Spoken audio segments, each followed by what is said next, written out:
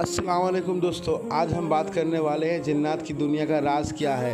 पूरा वीडियो देखने के बाद आपको बहुत से मालूमात हासिल होगी जिन्नातों के बारे में कि जिन्नात कहाँ रहते हैं और क्या करते हैं, वो इंसानों के साथ किस तरह व्यवहार रखते हैं। बुजुर्गों से सुना है कि इस दुनिया में इंसान के आने से पहले जिन्नात ने अपना बसेरा बना रखा था। उनकी आबादी इंसानों से कई गुना ज़्यादा है।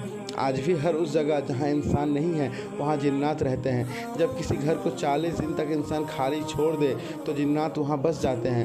अगर इंसान फिर उस घर में जाकर बसे तो वो जिन्नात उन्हें सताते हैं, जिसके सबब इंसानों को कई मुश्किलात का सामना करना पड़ता है। जिन्नात उन लोगों का जीना हराम कर देते हैं ताकि वो घर छोड़कर चले जाए। इसलिए बुज़ुर्ग ने हमें सलाह देते हैं कि जो घर 40 दिनों से ज़्यादा खाली पड़ा है उसमें बसने से पहले 40 दिन वहाँ शाम की चिराग जलाए। ऐसा करने से जिन्नात को इत्तला मिल जाती है कि अब यहाँ इंसान आने वाले हैं। फिर वो अपने लिए दूसरा ठिकाना ढूंढ लेते हैं और वहाँ से निकल जाते हैं। इंसानों की तरह जिन्नात भी अल्लाह के मखलूक होते हैं। उनके भी परिवार होते हैं, वो भी अपने बाल बच्चों के साथ मिलजुल कर ज़िंदगी गुजारते हैं। मगर रोशनी से जिन्नात घबराते हैं, अंधेरों में रहते हैं। जिस जगह हमेशा अंधेरा रहता है जिन्नात उस जगह पर अपना कब्जा जमा लेते हैं। वो अपने बाल बच्चों के साथ हंसी खुशी ज़िंदगी गुजारते हैं। उनके बच्चे हमारे बच्चों की तरह मौज और खेलकूद करते हैं। जब हम अचानक वहाँ चले जाते हैं तो हमारे जाने से उनके उठने बैठने में, सोने जगने और आराम में खलल पड़ता है, तो वो हमें वहाँ से निकालने के लिए डराते और धमकाते हैं। हमने सुना है कि जिन्नात सिर्फ ज़मीन पर नहीं बल्कि दूसरे सैयारों पर भी बसते हैं।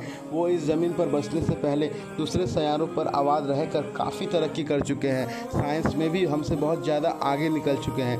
वो उड़न तस्तरियों के ज़रिए सारी कायनात के चक्कर लगाते रहते हैं। अक्सर रातों में वो हमारी ज़मीन पर भी मालूमाती काम से आते जाते रहते हैं। अगर उन्हें कोई अकेला इंसान उन्हें मिल जाए तो उसे पकड़ कर ले जाते हैं। इसलिए बुज़ुर्गों ने हमें हिदायत दी है कि कभी अकेले घरों की छतों पर ना सोया करो।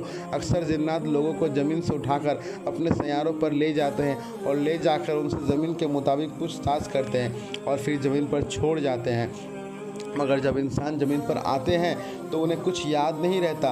वो बाकी ज़िंदगी बेखुदी में गुजार देते हैं, हमेशा किसी नशे में रहते हैं। पता नहीं उनको क्या हो जाता है, अपने होश व हवास खो चुके होते हैं। इस दुनिया के साइंस ने भी उनके बारे में पता करना शुरू किया, मगर वो हमसे बहुत चालाक मखलूक है, अपना भेद नहीं बताती और वो बहुत ताकतवर है। उनसे दूरी में ही हमारी भलाई है। वैसे अल्लाह बड़े हिकमत वाला है और हम पर उसकी बड़ी मेहरबानी है।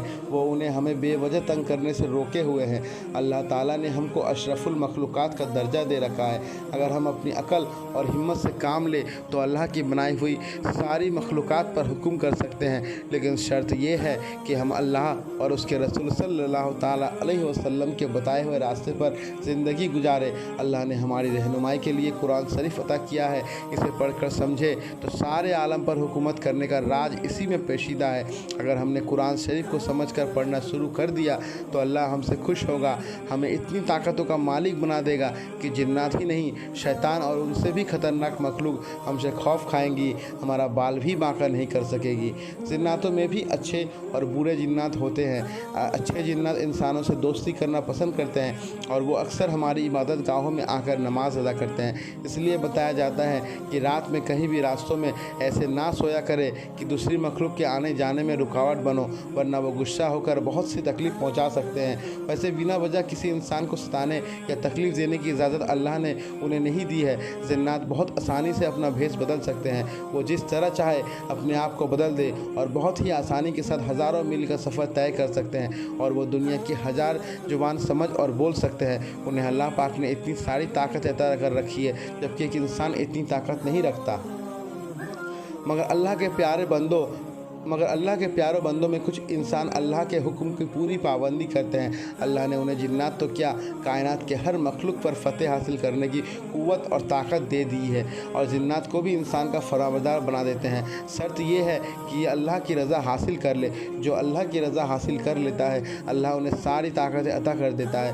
इन्हीं लोगों को हम अल्लाह के वली कहते हैं। हम इंसानों में आज भी कुछ इंसान अपने आप को आमिल कहकर जिन्नात उतारते हैं और भारी भारी रकम तलब करते हैं। हैं वो खुद को जिन्नात के मुट्ठी में लेने का अमलियात के माहिर बताते हैं, मगर जहाँ तक हमारी मालूमात है उनके मुताबिक अगर कोई इंसान जिन को काबू में कर ले तो वो आम इंसानों से कुछ क्यों मांगेगा, बल्कि वो जिन से ही मांगेगा जिन उन्हें वो सब कुछ घर ला कर देगा जिसकी उन्हें ज़रूरत है।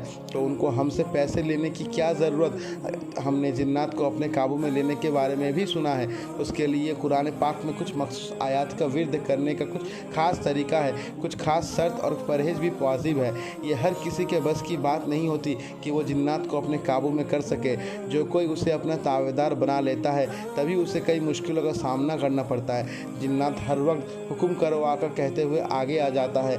जब कोई काम आमिल करने के लिए हुक्म देता है तो लम्हा भर में इधर से उधर होकर वो अपना काम करके फिर हाजिर हो जाता है।